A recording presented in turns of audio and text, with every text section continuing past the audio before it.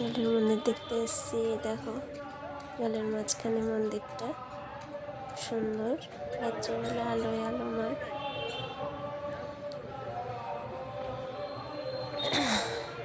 এখানে নৌকো করে যায়, গিয়ে মশাই গিয়ে পুজো দিয়ে আসে। ছেলে আর মেয়ে